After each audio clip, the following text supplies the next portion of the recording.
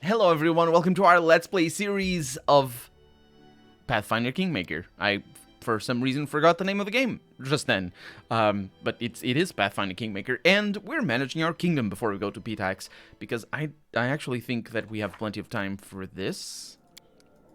There's no information here as to when the quest needs to be finished. However, we do know that every time, things are just happening to our kingdom that are not necessarily the things that we want to have happen to our kingdom. But because there's 4 days over here that we can take advantage of in regards to ranking things up, I'm gonna take care of that. Also, last episode, we set, I believe it was Valerie, to a thing that is gonna be very difficult to succeed at. Or, it's not very difficult to succeed at. It's 50% chance to succeed at, but that's very difficult. So we'll use that to our advantage there as well. So support the High Priestess endeavors has been done. We now are at rank 7. It's pretty good. An artist's freedoms. The young artist. Oh, is this the one? Wait, provincial artist, larger, overly critical attitude toward authority, and apparently, what are we gonna just encourage? Because that's what he should do. Please be dissentful, because that is how things improve. The young artist spent a long evening talking to the curator, and in the end admitted that she was expecting the impossible from the throne. I suppose the curator threatened to kill her, and that's how she admitted that. Moderate Pitaxian influence over here. Ooh, Pitaxian agitators. Wait, that is to moderate. We moderated the Pitaxian influence. Pitaxian agitators are trying to lure locals away from the stolen lands, promising a golden age under Irovetti's rule. Some have already left, and the rest are considering the proposal. Just the rest. Everybody is considering the proposal. But we succeeded, and we got a bunch of points from there, which is really powerful. Because each one of these 20 is an extra level in every one of those, except for relations. We didn't really get that much relations, and I'm not really sure why we got even 3 at all. I think because maybe Lindsay is responsible for relations, and I think it changed. The advisor that you choose gives you a little bit of a bonus for their thing. The Grand Diplomat's people successfully persuaded the locals to remain. Several who left the kingdom for Pitax have already returned. That's above and beyond right there, Lindsay. The fire. A terrible fire is struck, but thanks to the advisor's help, the settlement has survived. The subjects weren't abandoned in their... Oh, this is the one that for houses. They weren't abandoned in their hour of need. They celebrate their queen and offer their thanks and gratitude. That doesn't sound like a solution. Well, what did you do, Kanara? You just went in there and, they were just like, oh, look at that, it's Kanara. And everybody just shut up. Because I would shut up if Kanara showed up in my house. And I'd be, oh, look at that, it's Kanara. Stripped of feeling is a quest that we have over here. A most surprising phenomenon has beset a region of the kingdom, .. In some settlements, the people have completely lost any and all emotion. Well, that's going to be pretty good. Because we don't need to worry about their uprising or anything. The mages say that their feelings were stolen by fey blacksmiths who forge weapons from emotion. Meanwhile, the mortals who lost their souls in an unrelated event, because I don't know, in this way have... Oh no, that's what it means. Losing emotions is to lose your soul. I didn't think it was that. I'm pretty sure it isn't in the setting, but anyway, have turned into merciless psychopaths. They would be, indeed, psychopath.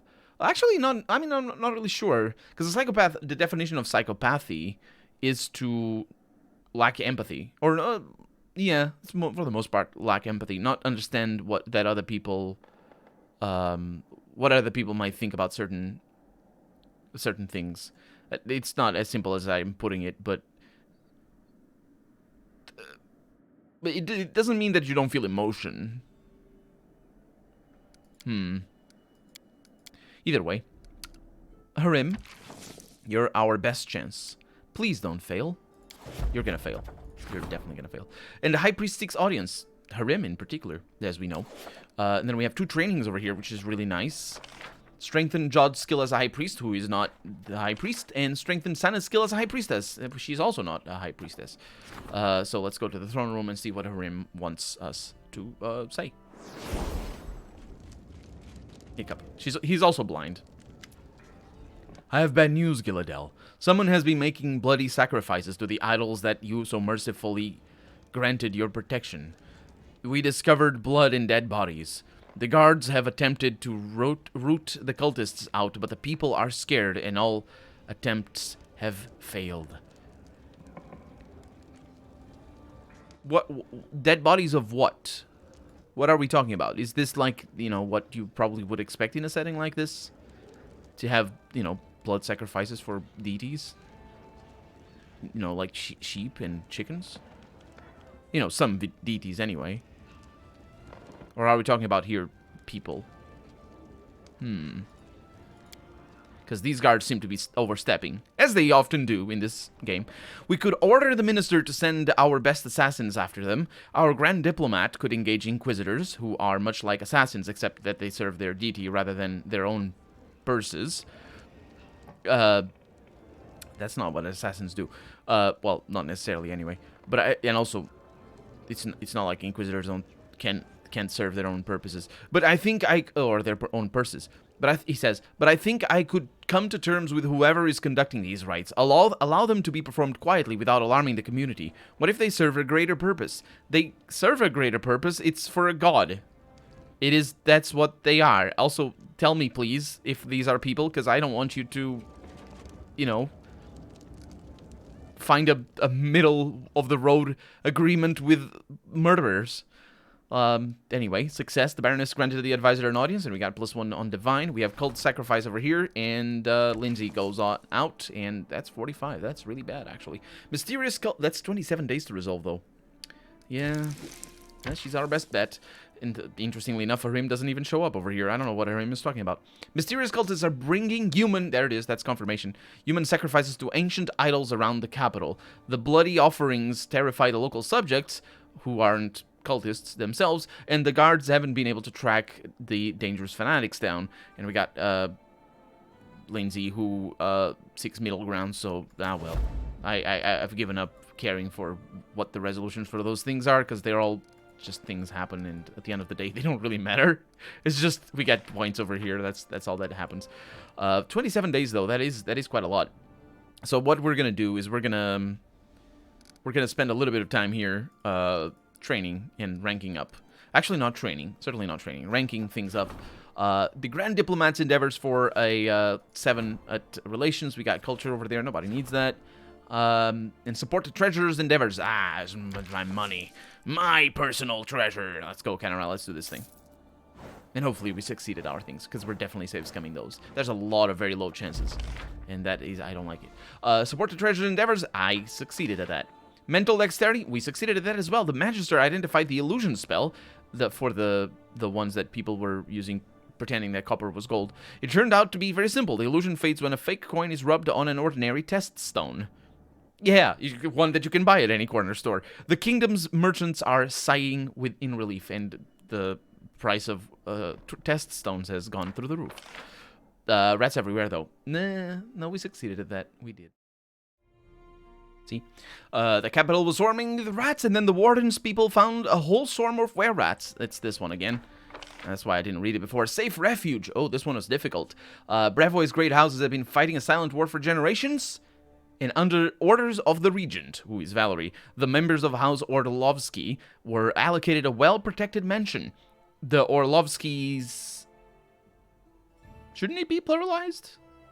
Yeah, it absolutely should be pluralized. The Orlovskys are grateful to receive such considerate support. In certain languages, it doesn't get pluralized, though. I know in Portuguese you don't pluralize all surnames. It's usually, you play it by ear, really.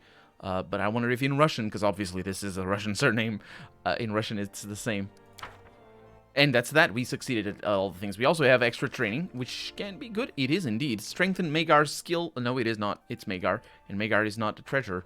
I don't even know who Magar is, to be honest. Who the heck is Magar? Is it this guy? Treasurer. Yeah, Magar Varn. Oh, Varn.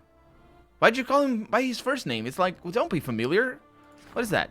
Moderate Pitax and influence. We are gonna be victorious at this. 20% though, so that is awful. Valerie strives to follow that. Yeah, let's just go for it. I suppose it's not necessarily a bad thing. And the treasurer requests my attention because a new event has happened on account of me training them.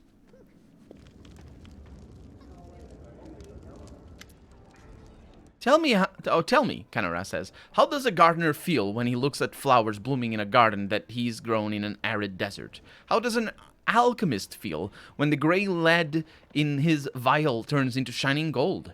You receive, by the way, turning or turning lead into gold is an actual thing that can be done, and I believe has been done for a couple of occasions through electron acceleration, I believe, and it's called. If you look it up, you can see like the mythical objective of alchemy that I'm pretty sure it wasn't even ever a thing throughout, historically speaking.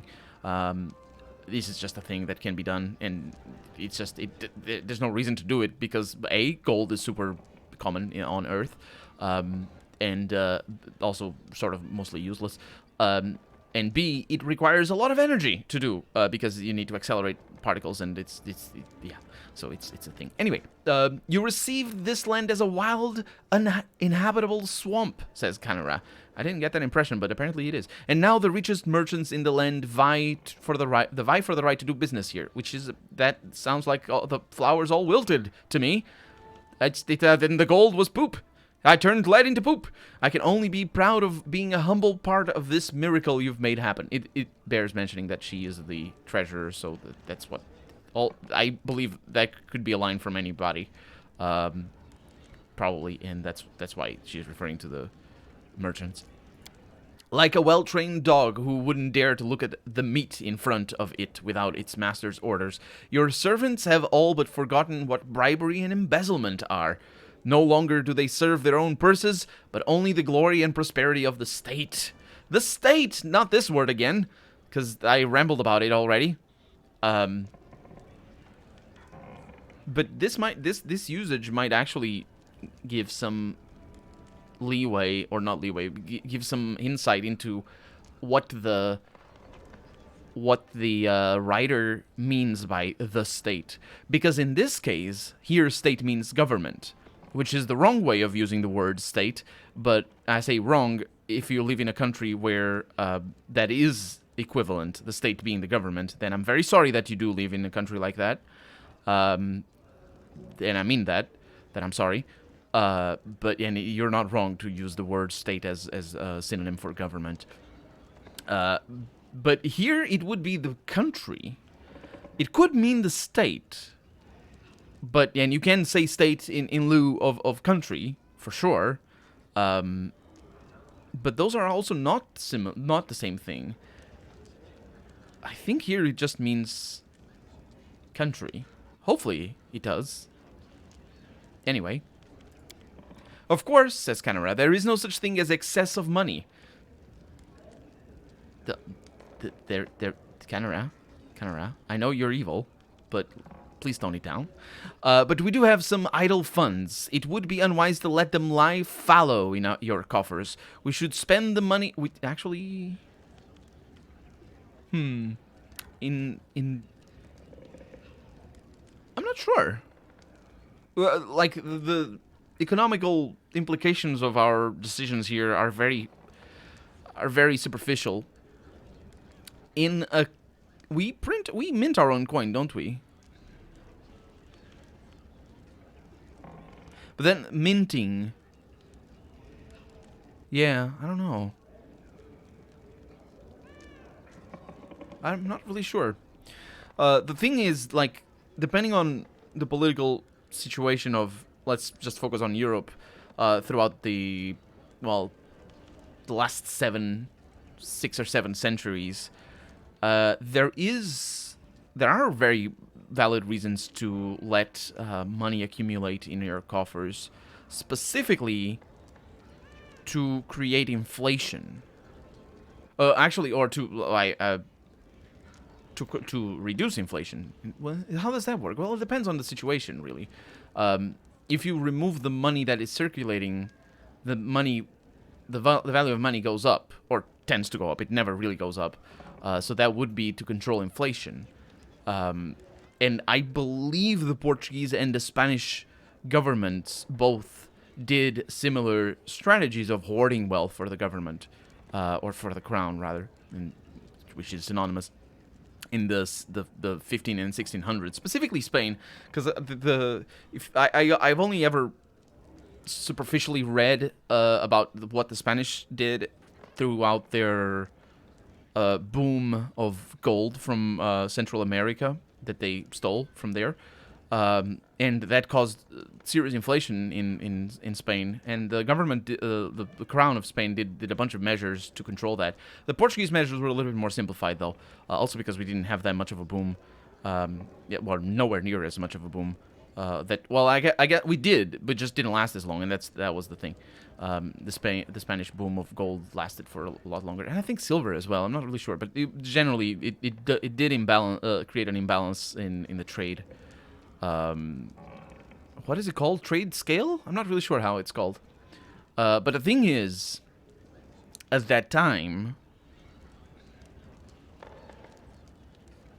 I'm not sure. Because of the minting of the coin. The thing is, the minting of the coin is what matters. If you create coin with the gold that you get, then it doesn't matter how much coin you have, or it can matter depending on what you want to do. If you just have gold lying around, you don't have coin, right? So you need to mint it.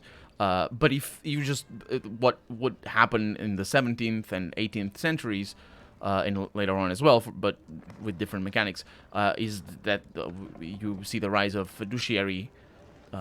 Is it fiduciary? I never know the term exactly, but basically coin as we have it. Well, we don't have it anymore right now, but we had it even at the beginning of the century for the most part throughout Europe and the rest of the world as well, where countries had funds, basically had reserves of gold or other property, not necessarily gold. Not all countries had those reserves, and basically the coin that they printed reflected the value of the gold that they had. This is very simplified. It didn't work like this for the most part, because there's always a lot of other aspects that influence the value of money throughout the ages. But the thing is, it's very complicated, and this is very simple, which I suppose is fine enough. She says we should spend the money to increase the profits of and glory of the nation.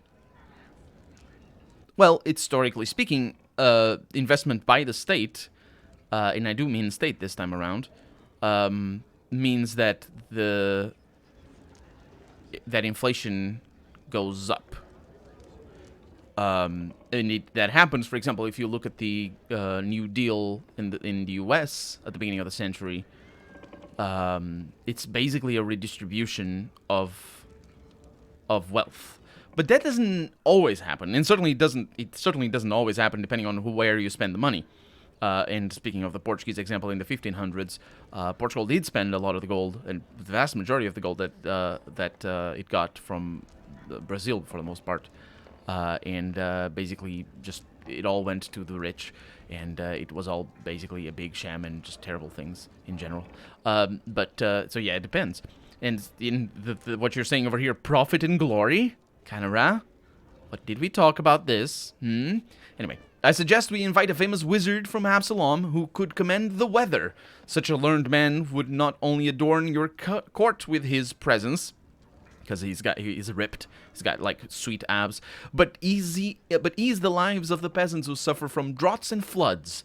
We might also invest in the younger generation and pay the tuition. Why do we have tuition fees? Because it's evil. We have an evil country. Pay the tuition fees of promising young men and women at foreign universities. Oh, the foreign universities. No, don't do that. Don't do that either. We could, because it's foreign. We're just sending the money outside for nothing, because they can learn in here. Although in a realistic sense and historically accurate sense, tuition fees are very common in master when you're trying to become a master or apprenticing under a master. It's not free, obviously. Historically speaking, we could even open trade missions in neighboring countries. which could make an excellent cover for our spies. Yeah, because they obviously can't be profitable. Let's see what we have. We have plus things on everything.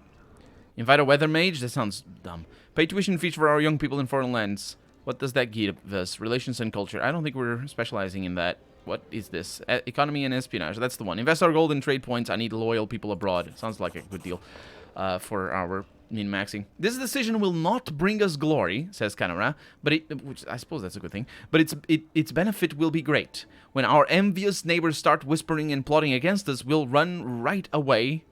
Well, we'll know right away and be ready to dismantle their plots. I didn't even think about that when you said spies. I didn't really. I just sort of stopped thinking when you said. I mean, it makes sense. It makes sense. Establishing trade manufactories for well, it's not necessarily manufactories, but still for that purpose. And we can raise our economy up again, which I think is good. And we have Harim, who, well, actually, that is exactly what's going to happen. Rank up. We have a 4 for a thing. We have a 4 for another thing. And we have a 9 for our economy. Let's save the game just in case. Because I don't know what Harim is going to do. I think he's in a thing that is very difficult to achieve. Kanara now probably wants to talk to me. Harim failed. No, he didn't. He succeeded.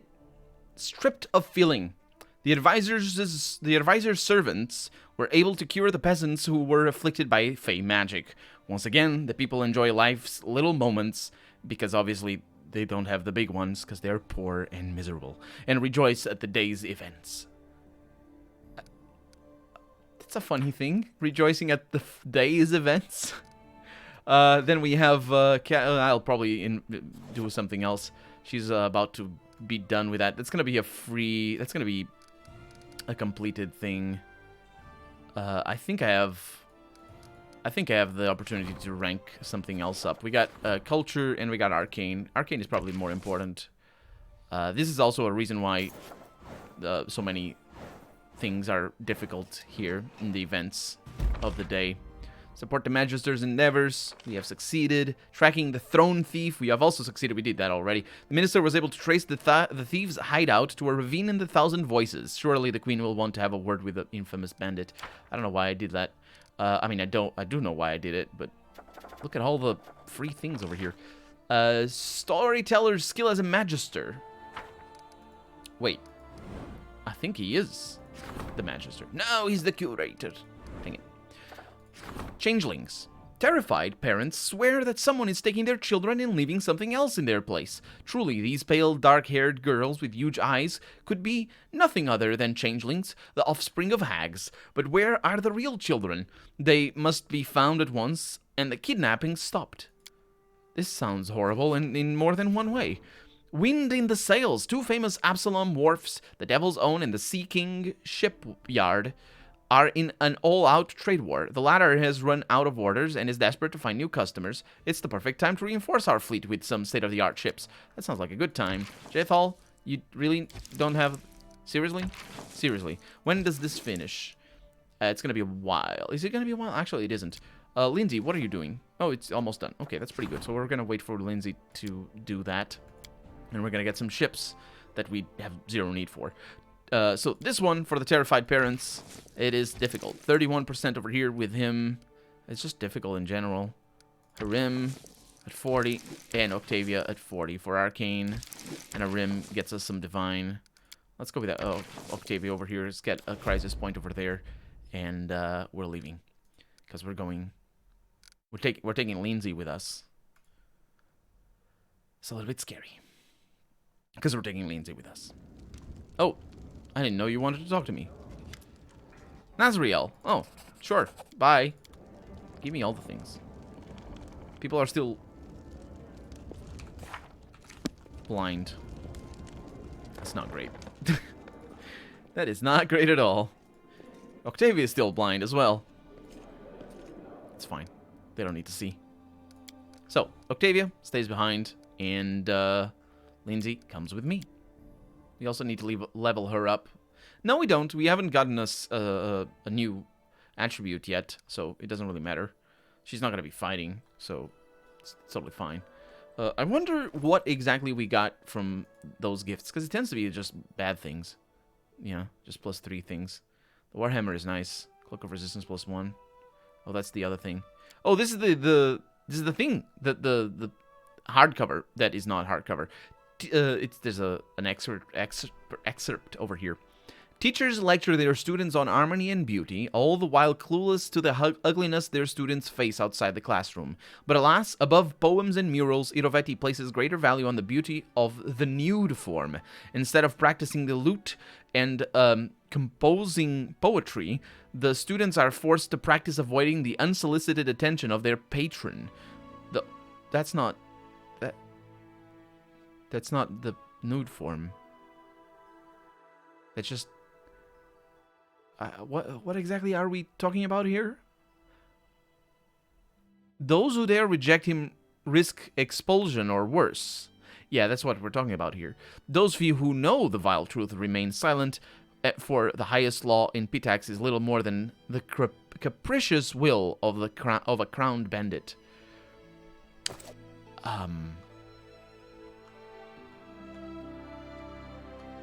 I don't know what to say about that, honestly. I don't think anything needs to be said about that.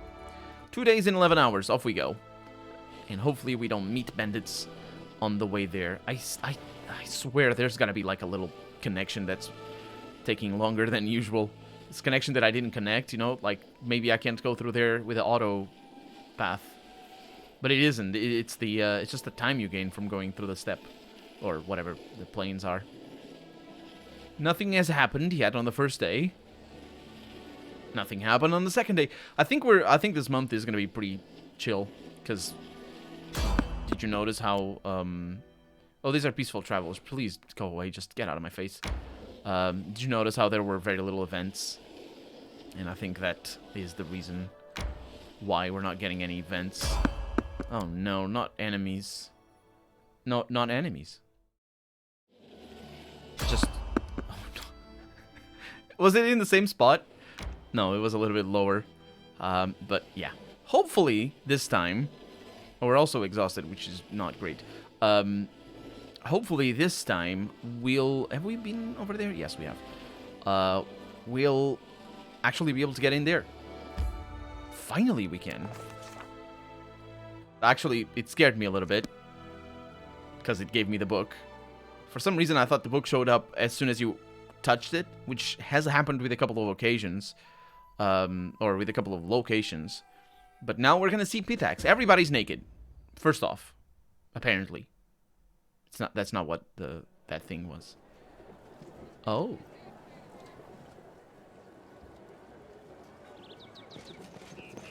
Soldiers. We're also over encumbered, which is not good. The Legend of the Pathfinder. It's just some soldiers. And a cool looking... tile pattern. That's locked. So you failed because you rolled a 0 or something. And Lindsay also rolled 60. That was very high level. Probably has things that we don't want. Yeah, we're failing at those. Lindsay, get in there. Oh, Lindsay succeeded. And we can take all of that? Well, if it's just gonna be that, I don't really care. Because it's just money. They should have an inn, right? Because I can't rest here.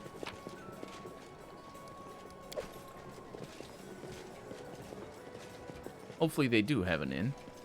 Gaspere Liacenza over there, by the way. Looking at guards. Those are also ripped guards and whatnot with sweet abs. Maybe. Let's have a chat. Oh, this reminds me. Can I cast... It's over here. I can. Fantastic. So you're blind. Nobody else is blind over there. It's only you, actually. Good. Not blind anymore. Gaspere. There you are, Your Highness. Irovetti is expecting you to bend the knee, but I suspect you have other plans. Assuming I oppose Irovetti, will the old family support me? You can count on help from the Liacenza family.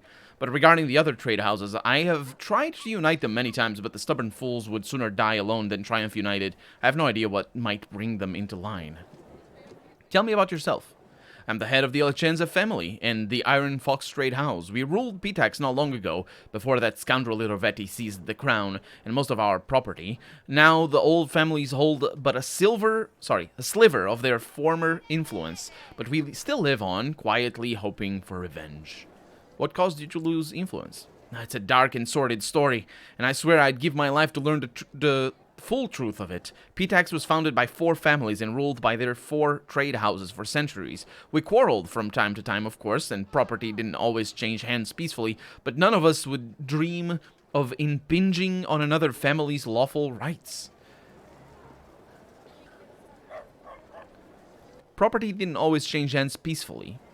That means you stole things.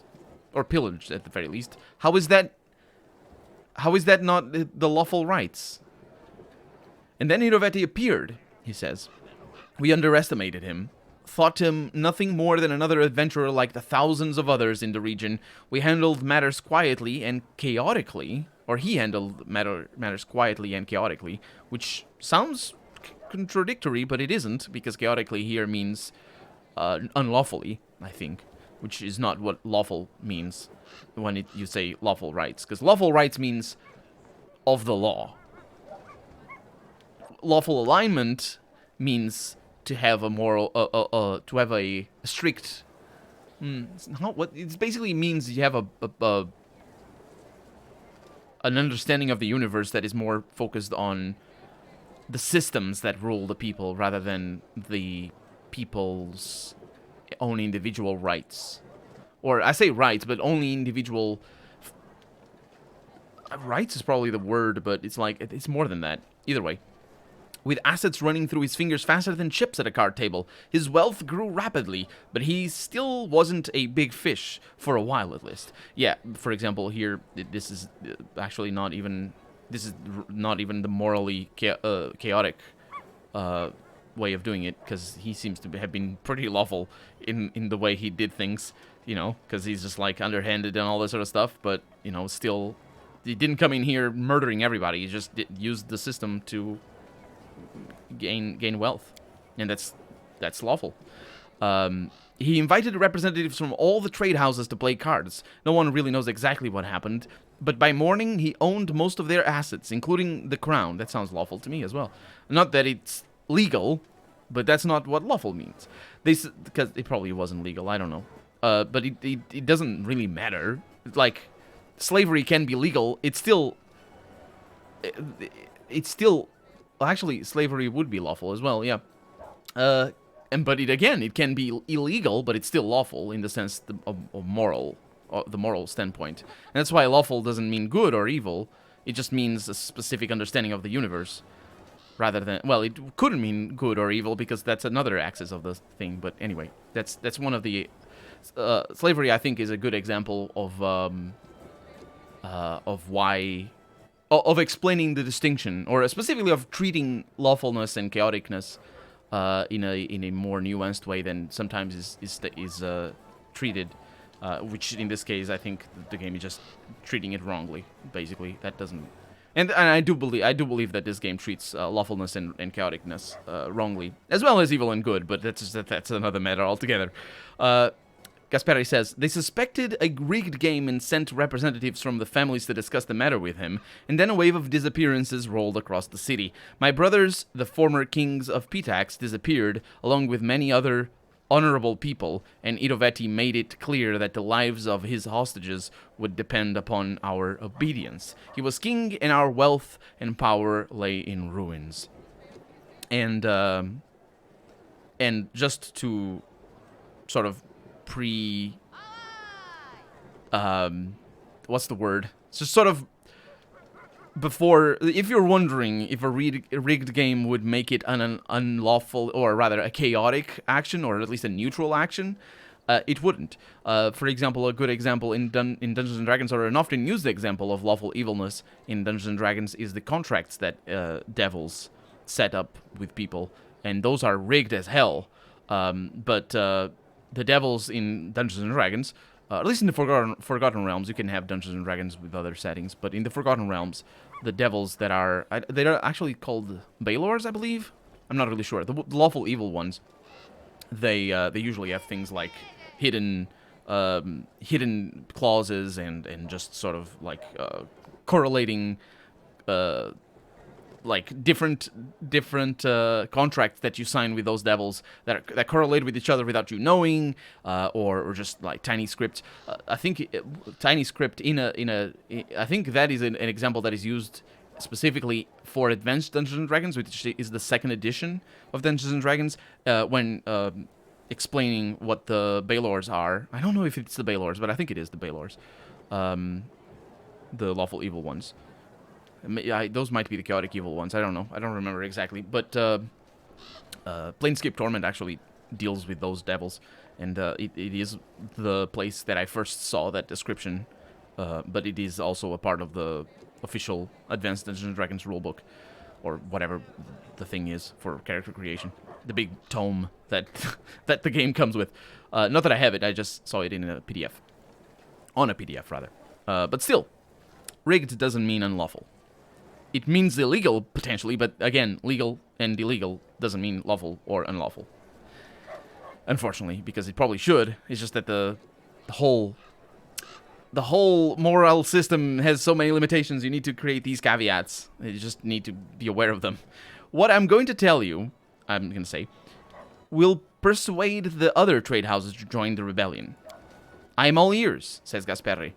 Let's see. A pirate gang led by Ilora Nuski worked for Irovetti. There's a lot of things here. I think basically all of these will persuade them. Let's say that. I'm afraid that is nothing shocking.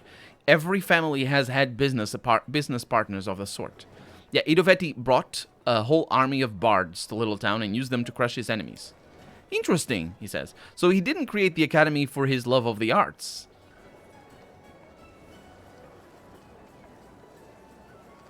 That's not a correct conclusion, Gasperi, but whatever. And then he says, haha. But what does that have to do with the trade houses? And I can't answer that. I have proof that Irovetti intentionally bred monsters. Of course, that is sickening. This is one of those texts that uses the distinction between this and that, as it is seen in native Russian, rather than as it's seen in English, because this doesn't always translate into the this of other languages, and that doesn't always translate into that of other languages. And I know that very intimately because in Portuguese, we say this, or the word that we use for this, in Portugal, whereas in Brazil, they also speak Portuguese. They say that a lot when we say this, and vice versa, which is very, very interesting. If you study the language, but it's also very confusing when you're translating things. And English uses the European Portuguese way of referring to what this is and what that is. If you're showing somebody like a thing, I'm showing you a flower and asking you, do you like this? And I have the flower in my hand, I say this in English, and I say this in European Portuguese. But in Brazilian Portuguese, I say that. And I assume in Russian as well, because it just keeps happening. And in other Russian Russian-written games, basically, it keeps happening, and I'm pretty sure that's how it works. Nobody has ever commented on that. I have mentioned this in other Let's Plays, and I think in this Let's Play as well. No Russian speaker has ever elucidated me on that. So, by all means, if you know anything about that, please tell me why that happens. Of course, this is sickening. Is not incorrect in English. It's just very weird and very awkward to my ear, anyway. But also, if it is not awkward to your ear, and if you're a native English speaker, please do tell me, and just, yeah. Anyway, all the members of old families kidnapped by Irovetti are dead, I'm gonna say. Their bones lie at the bottom of the underground pond at White Rose Abbey. This is a leap in conclusions that apparently we know that, but I did not connect the dots there. By the gods, says Gasperi. That is unheard of. Actually, this also would work in this particular instance. I will immediately dispatch my people to the Abbey and the other families. If this is true, then Irovetti will face blood vengeance from all the families. Yeah. So, I have to go. Keep your eyes open. And also, we're out of time. So, for right now, I'm Colonel RPG, and this has been Pathfinder Kingmaker. I really hope you've enjoyed it, and if you did, go ahead and leave a comment, like the video if you want to see the next episode come out sooner rather than later, but above all, thank you so much for watching, and I hope I'll see you next episode. Bye-bye.